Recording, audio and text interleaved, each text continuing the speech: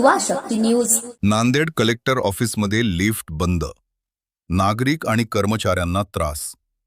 नमस्कार, स्वागत आहे आपलं आमच्या बातमी बुलेटिनमध्ये.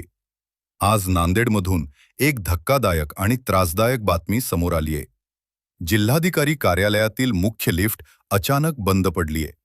यामुळे वरच्या मजल्यांवर काम करणारे कर्मचारी, येणारे नागरिक आणि विशेषतः वृद्ध, अपंग व्यक्तींना मोठा त्रास सहन करावा लागत आहे. ही लिफ्ट कित्येक दिवसांपासून बंद असल्याची माहिती समोर येत आहे. नांदेड जिल्हाधिकारी कार्यालयासमोर आहे. इथे मुख्य इमारतीत असलेली लिफ्ट गेल्या काही दिवसांपासून पूर्णपणे बंद आहे. कर्मचारी आणि नागरिकांना आता जिन्याने चढ उतार करावा लागतोय. सूत्रांनुसार लिफ्टमध्ये टेक्निकल बिघाड झाला असून दुरुस्तीचे काम सुरू आहे. पण नेमके कधी सुरू होईल याबाबत अधिकृत माहिती उपलब्ध नाही.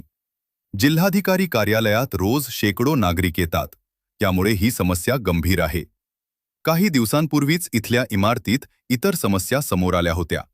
आता लिफ्ट बंद पडल्याने प्रशासनावर प्रश्नचिन्ह उपस्थित होत आहे.